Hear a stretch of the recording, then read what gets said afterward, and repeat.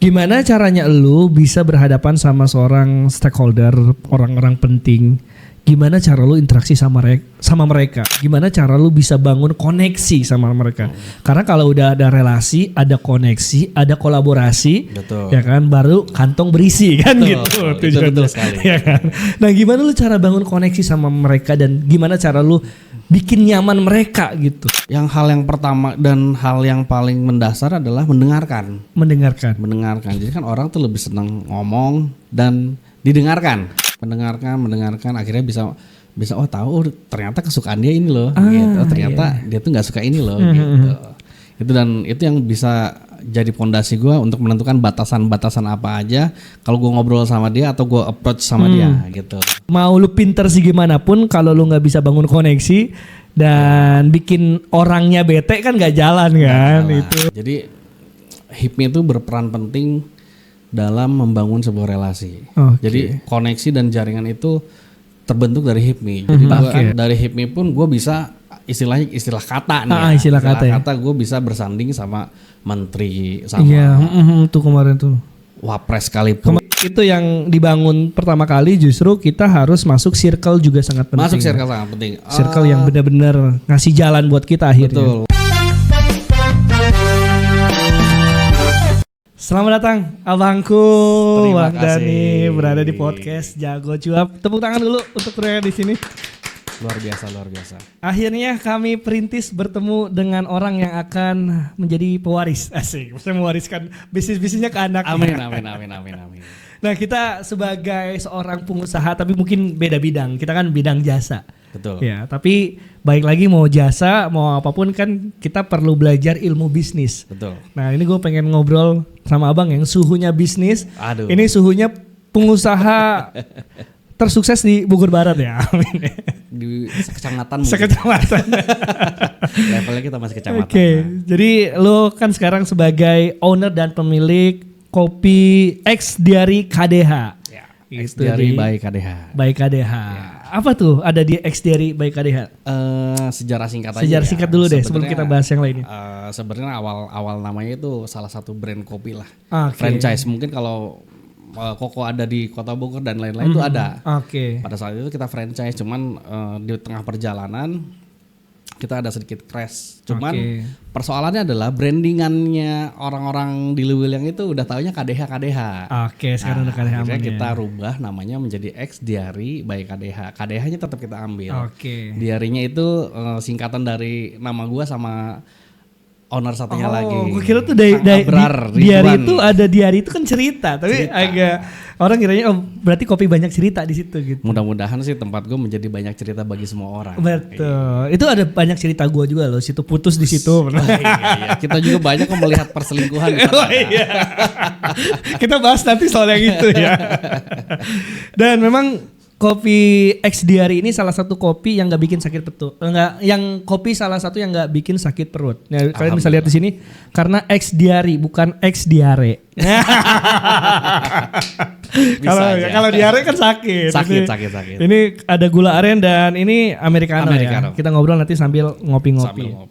Nah, gue mau buka pertanyaan. Lu kan udah jalan bisnis berapa tahun bang? Kalau sekarang total? Kalau di total itu gue bisnis dari pertama kali gue merintis bisnis itu dari kuliah sepertinya tahun 2010-an akhir. 2010. Tahun 2010 berarti 15 tahunan. 15 tahun. Pertanyaan pembuka dengan perjalanan abang yang begitu udah panjang di bisnis, kita akan backstory, akan flashback sedikit. Ya. Momen apa yang bikin lo akhirnya yakin untuk terjun ke dunia bisnis dan gimana caranya ngomong sama diri sendiri gitu, yakinin kayaknya gue bisa nih di bisnis atau jadi seorang pengusaha. Karena kan kita tahu resiko jadi pengusaha itu tidak seindah yang dibayangkan. Betul. Momen kenapa gue bisa terjun ke bisnis itu momen pertama adalah sebenarnya kawan gue saat itu lagi nongkrong biasa anak-anak kampus ada jam kosong nongkrong di. Dulu gue kuliah di salah satu universitas swasta di Kota Bogor. Ada tuh namanya DPR di bawah pohon rindang. Di bawah pohon rindang. Kalau ada jeda antara jam pagi sama jam kedua tuh kita selalu nongkrong di DPR. Kalau nggak salah sih udah hampir semester akhir lah. Semester tingkat-tingkat atas lah. Kita kan udah mulai udah mulai fokus setelah kuliah mau ngapain. Bener. Cuman pada saat itu realitanya gue ngelihat IPK gue tuh ternyata sangat sangat rendah sekali. Itu adalah sebuah fakta yang tidak bisa gue pungkiri. Tapi lo akhirnya sekarang bisa buktiin kan? Bisa gue perbaiki sih. Cuman gue tidak memiliki keinginan untuk, bukan keinginan ya, gue memiliki keinginan. Cuman pada saat itu gue tidak memiliki kemampuan dengan otak gue di akademis yang pas-pasan gitu lah. Mungkin beda visi hidup bang. Mungkin lu nggak fokus ke IPK yang tinggi, nggak apa-apa. IPK rendah penghasilan tinggi. Itu hidup yang penting kan? Tujuannya adalah penghasilan yang tinggi. Nah pada saat itu temen gue membawa sebuah buku awalnya. Buku. Jadi ada inspirasi dari buku karya Ivo Santosa saat itu. Ivo Santosa emang salah satu. Cuman gue lupa judulnya apa, kalau nggak salah 5 menit apa kalau nggak salah yang itulah. Gua kira buku tabungan gitu. Buku tabungan. Cuma kalau pada saat itu kita ngeliat buku tabungan sedih terus endingnya. Endingnya kalau kita baca saldo tipis, endingnya sedih.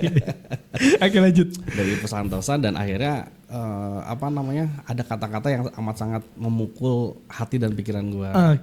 Jadi di situ adalah salah satu orang dengan ada 10 apa berapa ya penghasilan tak terbatas ya, paling banyak adalah pengusaha. Kalau dari guru gua di pondok, anjay pondok tuh. Kalau rezeki seorang pengusaha itu tuh kerannya 9. Keran rezekinya tuh lebih banyak. Iya gitu. Betul. Kerannya lebih banyak. Baru dari situlah momen, gue someday mungkin harus jadi pengusaha. Itu yang akhirnya itu yang akhirnya gue membuka pikiran gue. Ternyata ada cara lain untuk punya penghasilan loh, nggak cuma dari gaji, tapi dari seorang pengusaha. Seorang pengusaha. Awal mulai terjun di usaha tuh apa waktu itu? Gue tuh jualin spare part BlackBerry. Spare part BlackBerry. Spare part BlackBerry sama software. Bukan nyuri spare part ya? Bukan nyuri spare part. Jualnya zaman dulu nggak kayak sekarang ya. Kalau sekarang udah banyak toko hijau, toko oranye, terus gitu marketplace ya. Kalau dulu cuma marketplace-nya cuma satu di forum yang Kaskus itu. Kaskus. Dulu kan Kaskus banget. Berarti awal mulai lu berbisnis tuh di jualan tipis-tipis handphone atau apa? Jualan Kaskus. Pokoknya jualan di Kaskus gua. Jualan di Kaskus. Jualan di Kaskus. Itu waktu itu mulai dari spare part BlackBerry sampai ke pokoknya dari spare part terus software. Nah dari situ sampailah ke beli mobil pertama gua tuh. Wow, beli mobil pertama di usia berapa? Di usia gua berapa ya? Gua lupa lah. Maksudnya di masa awal-awal berapa tahun udah mulai bisnis? Kayaknya mulai menjelang ke 20-an deh. Kayaknya 19-20-an. Wow. Nah, dari situ gua pikir kan ini mobil daripada kita bayar cicilan gede, gimana caranya jadi penghasilan? Nah, kita sewain lagi. Rental. Lu buka rental mobil. Dari rental mobil itulah gue banyak banget ketemu orang. Ketemu orang dari rental. Banyak klien gue dan banyak gue ketemu orang. Pada saat itu belum ada Gokar sama. Belum ada Uber pun masih awal tuh belum ada. Belum ada. Itu, ya. Jadi bisa dibilang gue adalah rental mobil online pertama. Rental mobil online pertama di Bogor. Di Bogor. Wow. Jadi klien gue tuh banyak dari luar kota. Jadi sering banget gue jemput di bandara tuh. Ini balik lagi di podcast Jago Cuap bro. Kita selalu akan berbagi dan nanya POP berbagai profesi. Nah kebetulan sekarang kamu pengusaha untuk POP dari segi komunikasi skill. Ya kan? Menurut lo seberapa pengaruh sih skill public speaking atau komunikasi, dan kapan lu sadar bahwa itu tuh ngaruh banget sama bisnis lu atau jalur karir lu? Seberapa pengaruh public speaking buat gue? Sangat pengaruh sekali. Bisa dibilang salah satu proses di mana gue ada di sini sekarang adalah karena gue dulu gue pernah membaca atau ikut berbagai macam seminar public speaking.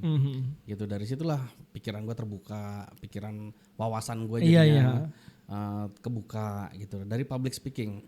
Jadi dari situ banyak sekali motivasi yang wah gila ini keren banget gitu loh, bisa meyakinkan orang untuk melakukan hal-hal yang kita inginkan. Benar.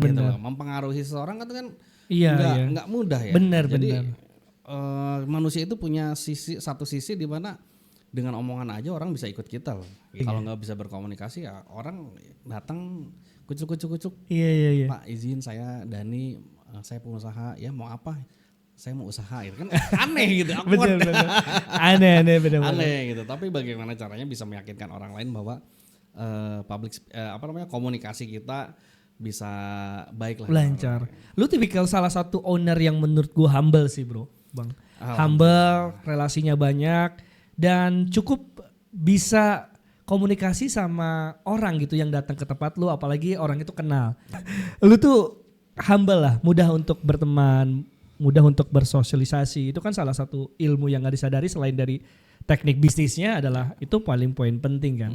Bisnis sebagus apapun produk, kalau orang dalamnya jelek, wah itu kan gak bisa. Ya. Kita kopi seenak ini kan, seenak kopi X dari by KDH, tapi kalau orang yang gak enak, kan jadi gak enak dong. Judes, jutek, kan ke kita juga, gue malas nongkrong di situ. Yang tempatnya bikin males, ownernya juga sama lagi jutek gitu. Ya. Nah gue pengen bahas sisi itu bang. Gimana caranya kita bangun kepercayaan sama orang. Sehingga orang bukan cuma suka sama produknya, tapi beli juga atas kepercayaannya. Nah itu dia. Gue sih sebenarnya nggak ngebangun personal branding gue sebagai orang yang humble ya. Cuman alhamdulillah mungkin kalau orang-orang menganggap gue humble, sangat bersyukur sekali gitu. Alhamdulillah ya. Yang penting gue berpikir adalah bagaimana caranya gue kebermanfaatan gue sama orang lain gitu. Karena prinsip gue banyak temen ya banyak relasi. Bener. Gitu. Karena gue menganggap customer gue adalah teman gue gitu. Jadi gue selalu menekankan nih sama tim gue nih, kalau misalkan anggaplah Koko datang nih dari motor turun, lu udah tahu tuh itu Koko tuh. Lu sapa senyaman mungkin, seakrab mungkin. Bukan berarti so akrab ya. Itu gue jujur bang, itu ya ini tim lu di sini nih. Gue kan baru datang, gue masih di pom bensin, lu lihat tim lu langsung, wah Koko ini. Enggak gitu juga sih. Import banget ya dari jauh udah langsung. Masih di jalan gue belum sen bang. Gitu. Sini masuk, orang udah tahu. mau ngisi bensin malah jadi ngopi. Oke lanjut intermezzo. Ya gitu. Gue selalu intinya sih gini ya, gue selalu berpikir bahwa customer gue adalah teman gue. Oh berarti lu ngambil filosofi Subasa Ojora ya? Bola adalah temanku. Bola adalah temanku. Iya. Bola adalah teman. Customer adalah teman. Menarik. Dan sesalah apapun customer, gue menganggap customer itu paling benar. Paling benar. Customer salah nih, dia benar. Gitu. Kita yang salah. Jadi layani mereka sebaik mungkin. Oke. Gitu. Itu layani mereka sebaik mungkin. Jadi mau salah dari customernya tetap kita yang salah kita gitu. Yang salah. Gue selalu menekankan itu sama tim gue. Oke, berarti lu tuh menjalankan skema bisnis seperti lu menjalankan mencintai istri lu ya berarti. Betul. Karena siapapun yang salah, gue yang salah, perempuan gak salah. Betul, gitu. Perempuan gak pernah salah. Gak pernah minta maaf. Menarik. Tapi mungkin itu yang menarik dari KPLU, yang bikin betah untuk nongkrong di situ bang. Ya. Karena balik lagi, gue aja seneng gitu. Kalau ke KDA itu langsung disapa, disambut. Nah sebenarnya apa sih yang lu tanemin sebagai seorang leader, sebagai seorang owner sama tim lu gitu, sehingga tuh mereka bisa lakuin hal itu? Apa sebenarnya yang ditanam sama karyawan lu gitu? Yang gue selalu tanamkan sama tim gue nih, biasanya sih kalau dulu masih rutin tuh ya, seminggu sekali, sebulan sekali gue nge-briefing lah ya, istilahnya briefing bulanan. Gue selalu tanamkan bahwa itu yang selalu gue ulang-ulang. Pokoknya hal pertama adalah layani customer sebaik mungkin. Selain salam senyum sapa juga bagaimana caranya customer, lu anggap customer itu adalah sebagai kawan lu. Sebagai gitu. Kawan, bener. Jadi nggak cuman selamat datang kak, ada yang mau pesan apa gitu, pesan apa sih, jumlahnya sekian gitu, bayar aja udah. Tapi bagaimana caranya customer datang itu meninggalkan rasa oh dia teman gua gitu. Iya, nggak cuma formalitas selamat datang kakak, ada yang bisa dibantu gitu. Nggak cuma formalitas itu. Jadi gue selalu menanamkan sama, terutama untuk kru-kru yang ada di front office ya, kayak kasir, kayak bar itu kan kelihatan banget di situ. Bener, kalau di situnya udah jutek banget. Gue selalu tekankan sama mereka, berikan pelayanan yang terbaik, gitu, berikan pengalaman mereka selain ngopi murah, karena prinsip gue semua orang Lewiliang berhak ngopi enak. Semua orang Luliang berhak ngopi enak. Ngopi enak. Mari kita cobain kopi enak. Bisa aja bridgingnya nih owner ya. Bisa aja Bapak bridgingnya Bapak. Itulah seorang pengusaha tuh butuh skill public speaking, butuh skill ngomong. Bahkan skill ngomongnya tuh bukan hanya untuk dia, tapi harus ditularkan sama timnya. Betul. Karena kan percuma nih, leadernya humble, yang punyanya KP-nya humble, tapi timnya nggak ngikutin. Betul. Apalagi tim yang berada di garda depan tuh kasir yang nyambut, itu kan harus ngasih servis yang baik. Servis yang baik pertama kali adalah dari segi omongan dong. Orang tuh enak datang ke situ. Betul. Nah biasanya lu punya ini gak sih workshopin dulu karyawan-karyawan lu, apalagi yang baru gitu? Gua bukan workshop ya, lebih ke adalah beberapa karyawan tuh adalah yang mungkin basicnya dia introvert ya.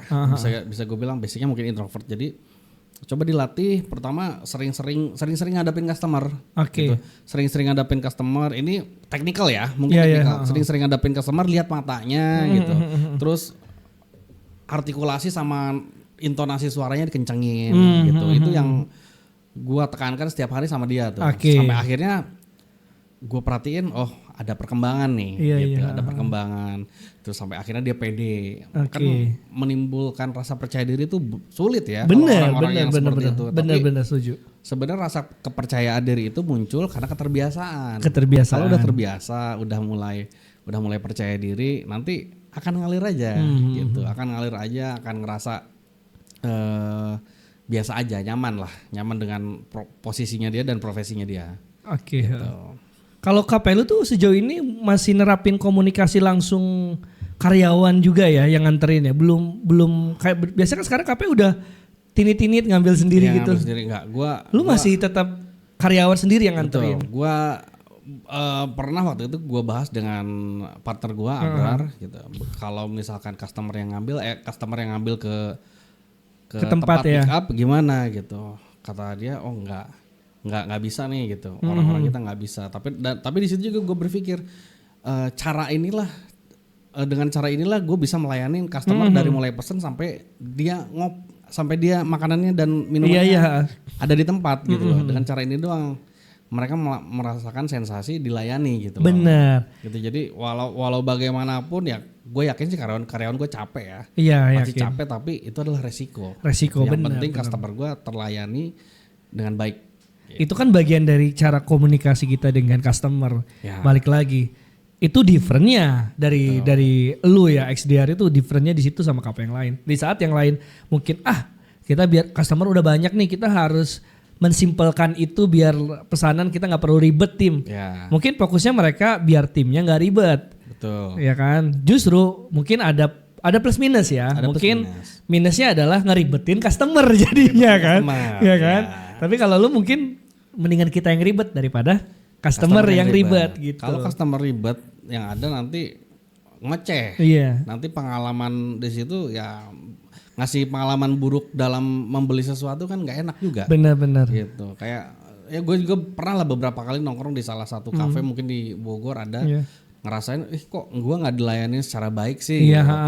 Gue yang beli kok masa gue yang ngambil. Nah kadang gue aja sendiri masih belum setuju, masih kaget sih. Kok mulai gini ya? Masih ada rasa nggak nyaman, tapi ya udahlah karena gue pengen ngopi juga gitu. Padahal kan itu salah satu poin melayaninya ya kan. Betul. Poin itu yang malah kita bisa justru interaksi tuh kan dengan ada masih melayani dengan tradisional seperti itu justru malah memunculkan sisi komunikasi antara customer dan juga selaku dari waitersnya atau tim kan. Bener-bener masa kalah sih sama tukang sayur ya. Dia udah nganterin, ngelayanin pula. Tukang sayur kan begitu setiap hari datang kampung-kampung gitu. Dilayanin sama tukang sayur gitu.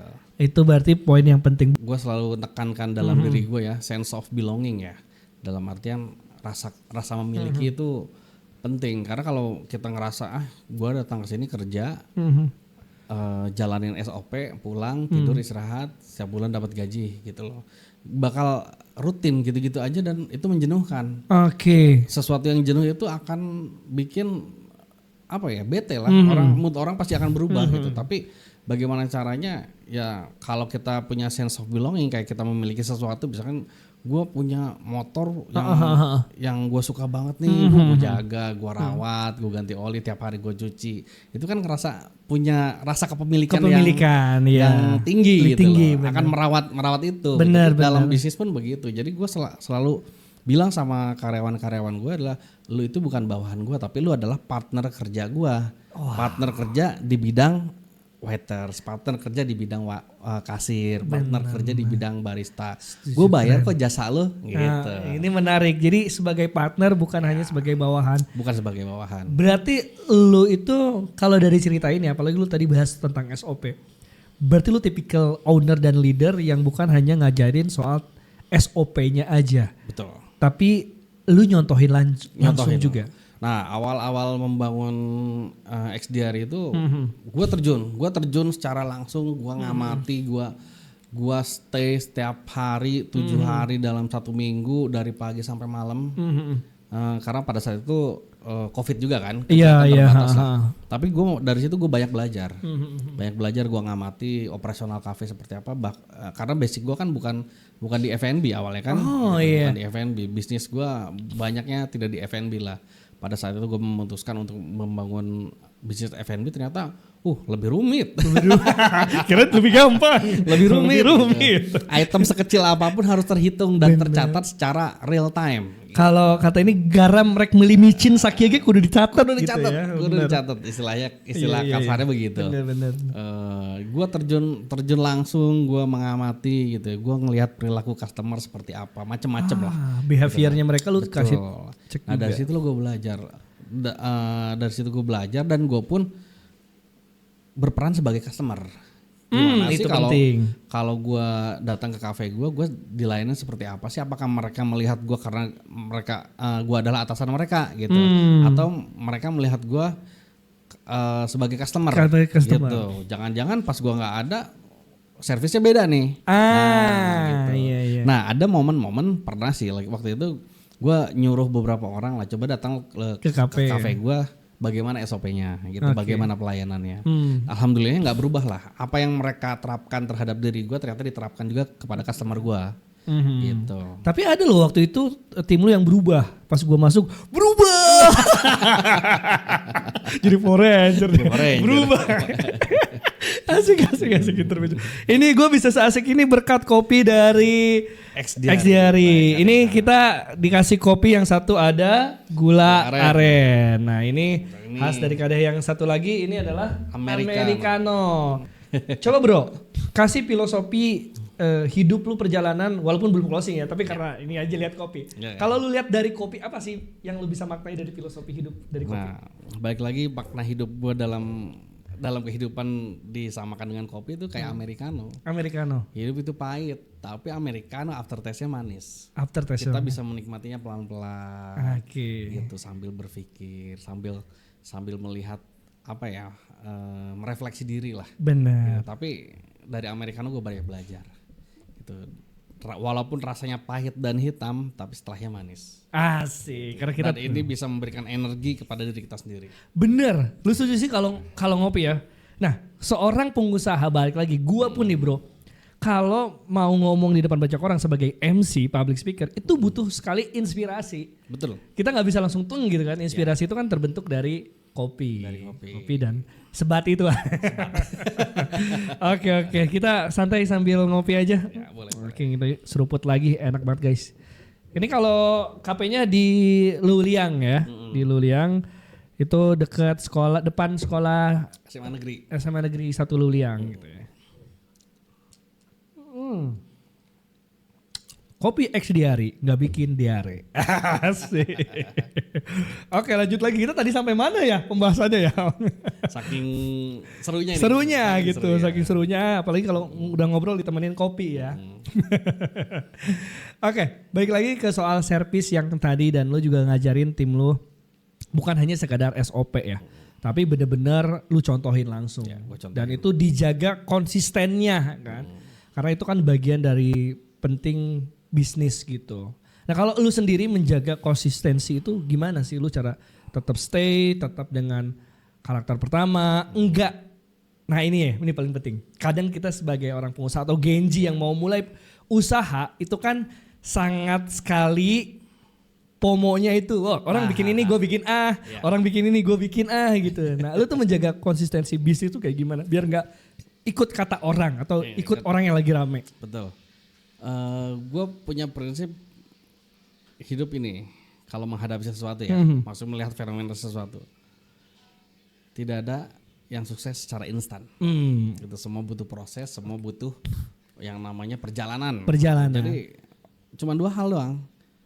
Konsistensi sama komitmen. Konsistensi sama komitmen. Kalau kita udah komit sama diri kita, insya Allah konsistensi akan tetap dijaga. Gitu. Jadi gue selalu komit bahwa gue adalah seorang pengusaha dan konsisten gue akan selalu menjadi pengusaha. Oke. Apapun yang terjadi.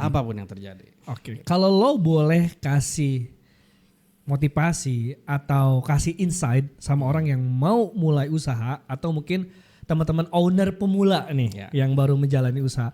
Sebenarnya apa yang harus dibenahi dulu dari dirinya dan juga timnya? Gue juga penasaran. Yang harus dibenahi adalah mental ya. Mental itu sebenarnya kalau cuma ngomong-ngomong doang susah. Oke. Kita harus ngalamin. Gitu. Kalau cuma mental seorang pengusaha adalah pejuang, tidak pernah menyerah, segala macam. Bullshit. Gue jujur aja, gue kadang-kadang kalau lagi capek, lagi pusing, lagi banyak trouble, pengen menyerah, pengen pinjol gitu. Kalau itu gue hindari. Prinsip, itu balik lagi. Prinsip yang gue hindari, pinjol dan judol. Gitu. Jangan menyerah, tapi ketika capek, ketika lelah, balik lagi. Gue ngelihat gue ada di titik ini tuh dulunya gue seperti apa sih? Benar, perjalanannya. Gitu. Iya, dulu yang gue kuliah istilahnya pakai Mio Matic gitu kan, walaupun sekarang mahal lagi tuh. iya lagi naik lagi gitu, pakai Mio. Sekarang gue alhamdulillah udah punya kendaraan yang jauh lebih baik gitu buat diri gue dan keluarga gue. Gue selalu melihat merefleksi diri gue seperti itu dulu. Gue ada di, kalau gue menyerah sekarang, lu lihat lu yang dulu tuh seperti apa. Lihatnya ke yang dulu ya. Flashback gitu. Dan gue nggak pernah tahu ke depan tuh seperti apa. Gitu. Apakah seperti ini saja atau bisa jadi meningkat. Benar. Dan gue nggak pernah bilang apakah gagal atau berhasil, nggak. Akan seperti ini aja atau lebih baik. Gitu. Karena kalau gue bilang gagal atau berhasil, ada 2 opsi itu, bisa gagal bisa berhasil. Tapi kalau seperti ini aja udah gue akan ada di sini aja. Karena pada hakikatnya itu sebenarnya nggak ada yang gagal. Cuman itu adalah sebuah pembelajaran. Biar makin berhasil lagi. Betul. Bukan gagal. Kegagalan buat gue adalah ketika lu menyerah. Iya benar bang. Berhenti. Lu stop di situ ya udah lu gagal gitu. Kalau gue lebih nggak stop ya, lebih kayak istirahat dulu. Iya, setelah itu mulai lagi. Oke. Dan itu yang lu udah bangun konsistensi dari perjalanan lu ya, sampai pernah istirahat dan sebagainya. Nanti gue bakal masuk ke sisi itu ya. Tapi dari perjalanan lu konsisten itu dan tidak ikut alur sana sini, lu fokus sama jiwa lu, fokus di usahanya. Gue pengusaha, dalam usaha gue jalan apapun jalan rintangannya seperti apa. Dan itu juga yang nganterin lu banyak dipercaya sama orang, bro. Nah, gue juga melihat lu gabung di organisasi pengusaha, himpunan pengusaha, kemudian juga banyak banget yang gue lihat, kan lu sebagai pengusaha aktif juga nih sekarang di sosial media ya. Sering bikin a day in my life business gitu. Ketemu sama bapak ini, ketemu sama orang-orang penting. Mungkin itu personal branding kan? Personal branding penting, karena sebagai pengusaha kan personal branding. Karena balik lagi kan yang kita bahas di awal tadi, orang bukan hanya beli produknya tapi beli orangnya juga kan gitu. KP beliau adalah salah satu saksi perjalanan karir saya yang MC di panggung kecil. Ya, mulai di KP ngelawak depan orang liang sampai bisa ngelawak depan menteri ya. Alhamdulillah perjalanannya. Betul, nah itulah sebuah konsistensi kita sama ya. Betul. Cuma di bidang yang beda. Nah gue pengen menarik untuk belajar sama lu bang. Saat ini kan abang dipercaya banyak sekali untuk handle kerjasama dengan orang-orang penting yang masuk organisasi yang dikatakan penting banget gitu. Dan itu menambah eksistensi, branding makin kuat juga. Dan itu makin memudahkan untuk jalan karir sebagai seorang pengusaha karena kan butuh relasi. Tapi kalau backstory, siapa orang yang percaya pertama kali nih?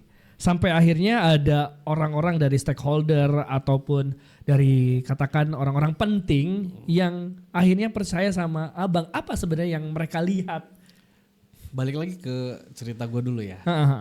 Alhamdulillah kalau bisa dibilang atau disebut ada orang yang berpengaruh atau orang yang bisa membuat gue ada di situ adalah salah satu mungkin sekarang dia udah jadi pejabat ya. Oke. Pada saat itu mungkin dia masih staff, tapi orang tersebut yang menurut gue dan bagi hidup gue, ini orang sangat berperan dalam hidup gue ada di posisi ini. Di posisi ini ya. Sekarang gitu.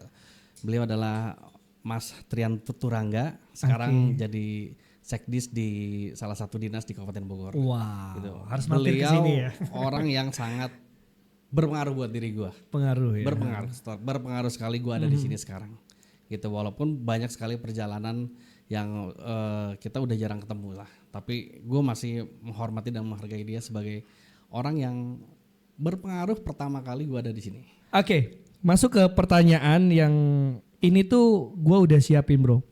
Gimana caranya lu bisa berhadapan sama seorang stakeholder, orang-orang penting? Gimana cara lu interaksi sama mereka? Gimana cara lu bisa bangun koneksi sama mereka?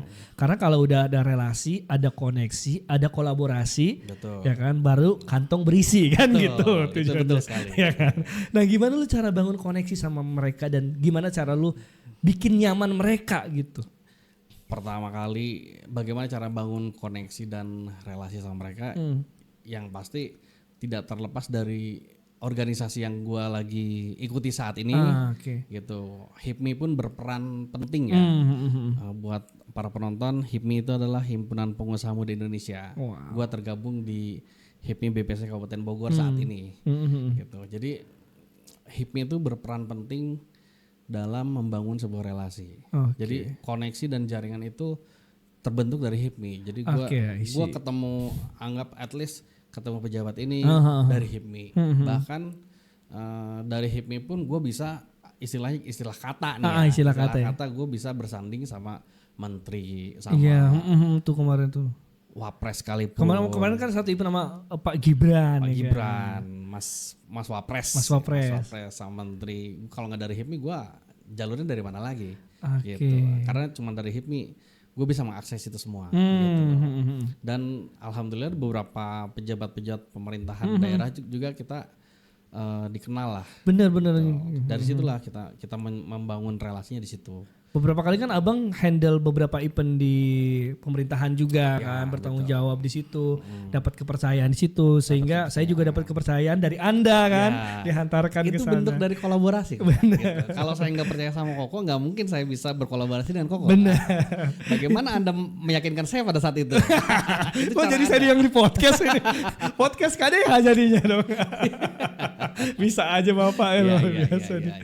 Oke, berarti itu yang dibangun pertama kali, justru kita harus masuk circle juga sangat penting. Masuk circle sangat penting. Circle yang benar-benar ngasih jalan buat kita akhirnya. Betul, lingkungan itu mempengaruhi karakteristik seseorang. Gitu. Kalau apa ya pepatah yang bilang kalau bergaul sama pedagang ikan asin akan ngerasa bau ikan asin kan? Iya. Bergaul sama yang jualan parfum pasti kita akan jualan parfum. gitu. Jualan. Lihat dong. Lanjut maaf Bang. Otak komedi yang muncul. Ya. Kayak begitulah. Jadi circle itu berpengaruh sangat penting. Oke, sangat penting ya. Betul. Jadi bertemanlah sama orang-orang yang bermanfaat bagi diri kita dan lingkungan. Nah, gue penasaran sih dengan cara lu komunikasi. Banyak banget orang yang pengen dapetin kepercayaan, pengen dapetin suatu project atau lain sebagainya. Nah, kalau lu ngebangunnya seperti apa, bro? Komunikasi dengan seseorang itu kayak gue pernah belajar lah, bukan pernah belajar. Jadi gue baca dulu tuh ada artikel keren banget sih. Pengarangnya itu Ronald Frank sama dari salah satu dating apa ya? Bukan dating apps. Gue juga kepikiran ke situ. Apa ya? Lupa gue. Itulah intinya. Nanti kita cari. Ada salah satu lah hitman system gitu. Gue belajar dari sana cara membangun koneksi sebenarnya itu lebih ke koneksi diri kita sama laki-laki sama perempuan. Gitu. Dulu gue bucin bro. Bucin. Terus gimana caranya gue move on ya, dari situ lah gue belajar. Ternyata komunikasi antar laki-laki dan perempuan itu bisa gue aplikasikan terhadap orang lain nih. Gitu. Jadi gue belajar caranya. Hal yang pertama dan hal yang paling mendasar adalah mendengarkan. Jadi kan orang tuh lebih senang ngomong dan didengarkan. Gitu. Jadi gue lebih banyak kalau misalkan ketemu orang ya gue dengerin aja cerita dia. Oke, jadi lu memposisikan diri lu bukan paling banyak ngomong, tapi paling banyak ngomong. Karena dia adalah orang baru atau orang penting, gue lebih banyak mendengarkan. Lebih banyak mendengarkan. Anggap aja kita menyerap ilmu dari dia. Oke. Gitu. Lebih banyak mendengarkan, akhirnya bisa oh tahu ternyata kesukaan dia ini loh. Gitu. Ternyata dia tuh nggak suka ini loh. Gitu. Itu yang bisa jadi fondasi gue untuk menentukan batasan-batasan apa aja kalau gue ngobrol sama dia atau gue approach sama dia gitu. Dari situ gue belajar. Jadi batasan-batasan di mana gue nggak boleh ngomongin A sama si ini, gue nggak boleh ngomongin B sama si ini gitu. Oke, itu menarik sih, itu penting sih Bang, karena dalam dunia komunikasi ya kita apapun profesinya itu harus kita jaga kan. Jaga attitude kan, itu paling penting tuh, poin yang mau lu pinter sih gimana pun kalau lu nggak bisa bangun koneksi dan bikin orangnya bete kan nggak jalan kan. Itu sangat berpengaruh banget gitu. Nah, lu tuh memang langsung punya pemikiran untuk gali ke situ ya. Gali ini orang sukanya apa, ini orang nggak sukanya apa. Betul, lebih ke arah apa ya? Lebih kayak kita mau PDKT sama cewek lah. Gitu. Kalau mau PDKT sama cewek ini cewek sukanya apa sih? Gitu. Ini cewek nggak sukanya apa sih? Walaupun sebetulnya cewek ngomong A, jawabnya B gitu lah. Kita nggak pernah tahu kan. Tapi dalam kehidupan sehari-hari itu sama. Orang suka suka atau tidak suka, yang ini, yang itu suka itu gitu, berbeda gitu. Tapi dari situlah gue menggali informasi sebanyak-banyaknya dari omongan mereka. Mereka cerita storytelling sama kita dengerin. Gitu, dari situ baru ternyata tipikal si ini tipikalnya seperti ini. Jadi pendekatan gue akan seperti ini gitu. Oke. Itu gitu. Menarik sih. Itu juga keren sih, Abang tuh belajar langsung. Betul. Learning by doing ya. Itu padahal yang lu sampaikan tadi Bang, itu ada dari teori komunikasi itu. Ada ilmunya memang seperti itu. Ada ya? Ada Bang, bener Bang. Itu jadi kita kalau mau ngomong orang, kita harus tahu dulu orangnya kayak gimana. Betul. Sama saya kalau ngobrol sama Bang, saya riset dulu nih Bang sampai banyak kan. Ini pertanyaannya akan kemana, arahnya kemana. Itu kan salah satu penting. Ya, betul. Tapi itu salah satu poin yang penting banget sih. Ya. Selain itu yang dijaga, apalagi Bang yang dijaga sehingga kepercayaan orang sama Abang tuh tetap gitu. Komitmen. Kalau gue udah janji sama si A, gue janji ya. Contoh kecilnya adalah gue janjian sama orang jam 7 gue harus datang. Jam 7. Tadi juga langsung datang nih cepet. Gue bilang kan kok jam 10 ya. Gitu, jam 10 gue datang gitu. Okay. Terus kalau gue udah janji sama minimalnya nggak telat nggak apa-apa, tapi jangan sampai dibatalkan gitu. Okay.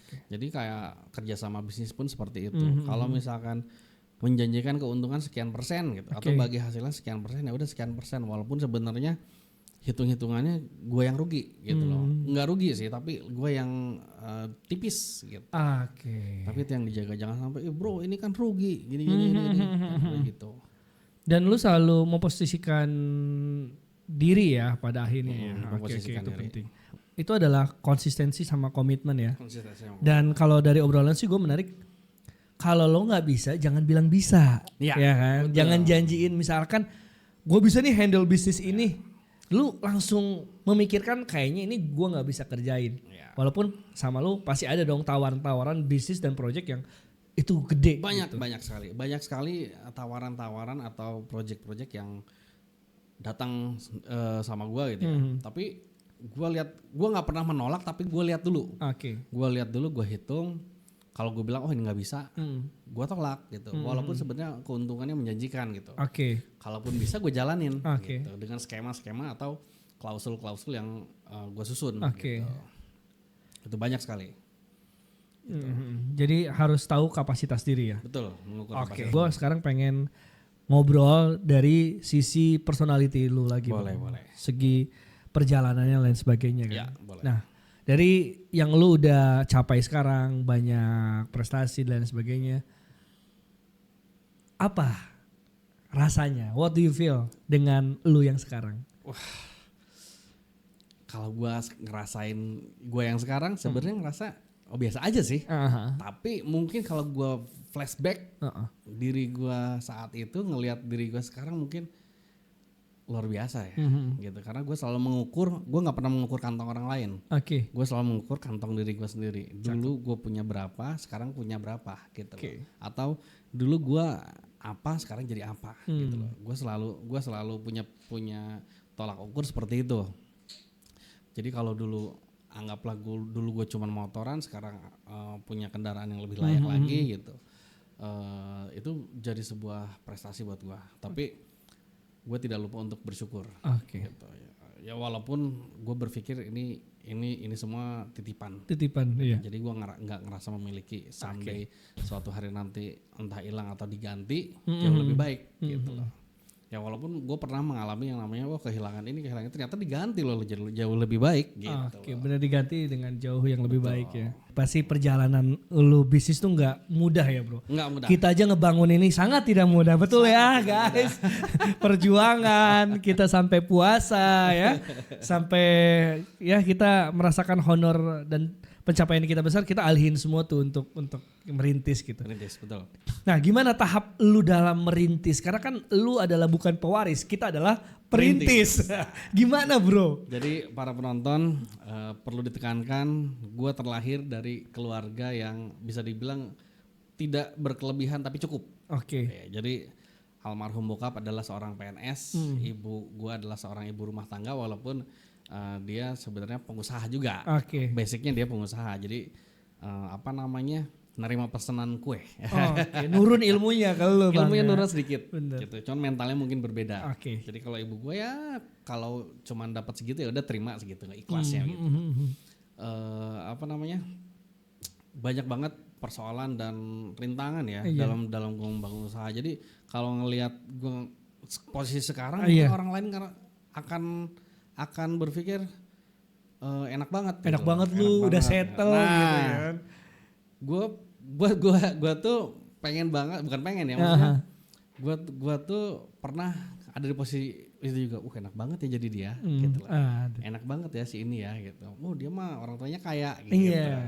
Tapi kan tidak bisa disamaratakan. Bener, mungkin setuju. Nolnya gue dengan nolnya orang lain berbeda. Benar. Gitu. Tapi gue punya prinsip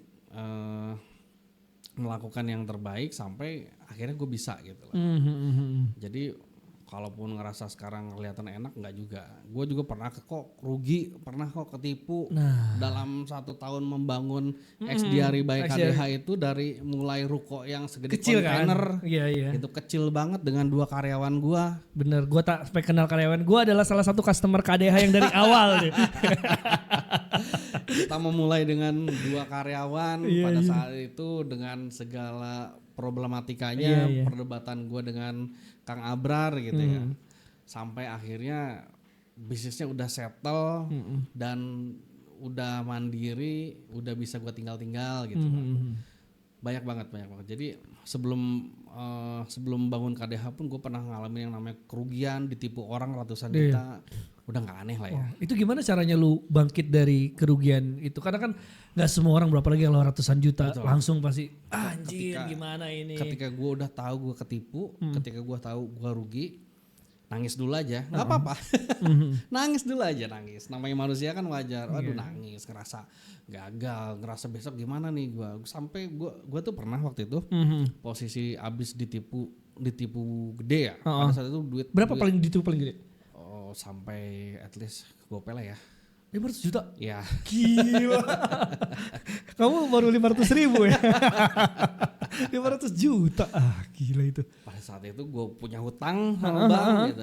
Terus gue berpikir aduh ini gue kalau gak bisa bayar rumah gue ditarik nih. Gue kalau gue gak bisa bayar gue makan apa besok gitu. Dan posisinya pada saat itu istri gue lagi hamil tua. Anak pertama itu. Karena gue seorang muslim ya. Jadi gue berpikir anak pasti bawa rezeki. Benar. Gitu. Alhamdulillah anak lahir, enggak begitu anak lahir rezeki langsung datang, enggak. Anak lahir tapi berproses, ada aja rezekinya. Yang penting gue jangan sampai stay di rumah aja. Jangan stay di rumah. Jadi gue tuh sering banget momen-momen gue nggak ada kerjaan, lagi nggak ada project atau lagi waktu itu KDH belum ada ya, nggak ada project. Ya udah gue keluar. Yang penting gue keluar. Hari itu gue nggak tahu ketemu siapa. masih pakai motor waktu itu. Oke. Di motor gue berpikir sambil mikir jalan, gue nggak tahu ketemu siapa, yang penting gue keluar pulang jam kerja lah. Nongkrong di bawah pohon itu sambil ngopi yang cuma goceng ya, gitu. Rindang selalu ciri khas. Ya, sambil sebat itu. Yang penting gue keluar saat itu gue terlihat aktivitas. Jadi gue menipu lingkungan gue lah bahwa gue punya aktivitas. Oke. Ada momen-momen seperti itu. Gue balik lagi, gue ngelihat anak istri gue gitu loh. Yang itu yang jadi motivasi gue untuk gue nggak mau anak gue seperti gue. Gitu. Oke, gue nggak mau anak gue seperti gue. Gitu. Jadi keluarga peran penting secara mental. Secara secara penting, mental sangat luar biasa. Luar biasa. Gitu. Walaupun gue banyak banyak dihantam sana sini. Gitu. Terutama dukungan tuh cuman bokap doang sih. Okay. Nah dari keluarga itu banyak sekali yang mencoba untuk ngejatuhin gua. Banyak yang menjatuhkan lu, banyak banget, menghujat, bahkan yang nggak percaya sama mimpi lu. Yang nggak percaya sama mimpi gua, bahkan ada sepupu, bukan sepupu ya, maksudnya adalah saudara gua gitu yang menganggap lu tuh masih kecil gitu, lu nggak bisa ngehandle pekerjaan ini gitu, nggak percaya sama gua lah. Tapi dengan hasil ya, mereka tuh orang lain itu cuman bisa menjatuhkan tanpa memberikan dukungan, atau memberikan dukungan hanya sekedar ya udah semangat ya, tanpa memberikan solusi. Gitu. Sebenarnya balik lagi ke diri kita. Gitu. Jadi solusi itu semuanya datang dari diri kita sendiri. Gitu sih. Dan karena kita harus selalu ingat kalau ngambil perjalanan dari Mas Adi yang bilang tadi, orang tuh nggak bisa ngasih solusi dan orang nggak bisa ngasih nasi. Nah, itu penting. Jadi kita yang nyari ya kan, tetap kita. Gitu. Berarti siapapun itu tidak ada yang bisa menyelamatkan. Tidak ada yang bisa lu selain diri lu sendiri ya. Kecuali diri gue sama pertolongan Allah ya. Benar sih. Gitu. Gimana hubungan spiritual lu dalam menjalankan bisnis? Hubungan spiritual gue tipikal orang yang selalu melibatkan melibatkan keputusan itu sama keluarga udah pasti ya. Iya. Gitu, karena walaupun bagaimanapun rumah tangga adalah ibadah paling lama. Iya benar, setuju. Gue menganggap komunikasi gue sama istri gue adalah ibadah. Betul. Gitu. Yang kedua terutama ya Allah lah. Gue selalu berdoa yang penting pekerjaan gue atau usaha gue tidak ada halang rintang lah. Walaupun ada ya bisa gue handle. Betul. Walaupun dalam perjalanannya tuh sangat begitu sulit dan panjang. Banyak juga tadi lu cerita banyak yang menjatuhkan ya kan. Banyak yang menjatuhkan. Gak apa-apa orang menjatuhkan, tapi Tuhan bersama Dani, bersama kita gitu. Cuma punya Tuhan doang kita. Betul, yang bantu kita. Backingan ya benar. Karena backingannya siapa? Allah. Wah langsung tuh Tuhan kita backingan. Benar. Oke. Gitu. Lu melihat perjalanannya dan kalau bicara soal itu, apa yang lu mau sampaikan ke Dani yang masa kecil dan ke Dani yang lagi berproses dan ke Dani yang sekarang? Ini deep sih. Ini deep sih. Kalau kita punya mesin waktu ya. Iya. Kita punya mesin waktu, gue punya mesin waktu, dan gue bisa flashback atau gue balik lagi ke diri gue yang masa lalu. Gue akan mengucapkan terima kasih. Terima kasih, lu sudah bertahan sejauh ini. Dan untuk gue yang sekarang, terima kasih, lu sudah konsisten sampai hari ini. Oke, itu yang kata-kata. Dan satu hal yang bakal gue bilang lagi ke masa lalu gue yang dulu, bukan bilang sih, pesen, jangan bucin. Karena istri sekarang bukan hanya butuh cinta, tapi juga butuh duit. cuan bukan cinta saja ya. Oke, bro. Thank you banget udah mampir di podcast Jago Cuap, udah kasih insight juga sama kita. Dan gua pengen ada satu insight lagi. Tolong dong kasih motivasi sama gua yang baru merintis dalam segi bisnis, usaha, dan buat teman-teman juga yang lagi nonton konten ini. Apa pesan yang lu mau sampaikan sama kita yang lagi mau memulai? Pesannya dari gua adalah tetap menjaga konsistensi dan komitmen sama diri lu sendiri. Karena kita nggak tahu masa depan itu seperti apa kan, gitu. Terus selanjutnya jangan pernah menyerah, karena kalau lu menyerah ya udah selesai sudah. Nah gue pernah baca kata-kata dan zaman handphone masih BlackBerry ya, gue jadiin wallpaper tuh sebagai pegangan gue. Itu jadi wallpapernya sepatu gue sendiri pada saat itu gue kasih kata-kata. Kalau nggak salah bahasa Inggris ya, gue lupa ingat, gue boleh lihat nggak? Boleh dong, kita aja lihat gitu. Apakah itu bagian dari prinsip hidup lu yang lu pegang sampai sekarang? Prinsip hidup gue yang gue pegang sekarang. Jadi, nih kata-katanya. A thousand mile start with a single step. Jadi ribuan mil bermula dari satu langkah kecil. Oke. Kita nggak pernah tahu ujungnya seperti apa. Kita cuma tahu jalan, dan jalan. Oke. Namanya perjalanan, ada aja kerikil, ada aja batu besar, ada aja lubang yang kita nggak pernah tahu. Kalau kita jatuh ke lubang, kita apa mau diam aja? Enggak. Bagaimana caranya kita keluar dari lubang gitu. Setiap persoalan akan ada solusi. Kalau kita dalam Muslim, fa inna ma'al usri yusra wa inna ma'al usri yusra gitu. Di antara kesulitan selalu diapit oleh dua kemudahan. Itu yang selalu gue pegang. Gitu. Kalau bisa gue jadiin stiker di mobil, gue jadi stiker di mobil deh. Oke, berarti itu prinsip hidup yang selalu lo terapkan dalam perjalanan hidup. Ya. Yang apalagi tadi ditutup dengan ternyata pengusaha ini bukan hanya sebagai seorang pengusaha, tapi dia juga menyelinap menjadi seorang dai ya. Dai. Hafal Quran dan artinya luar biasa.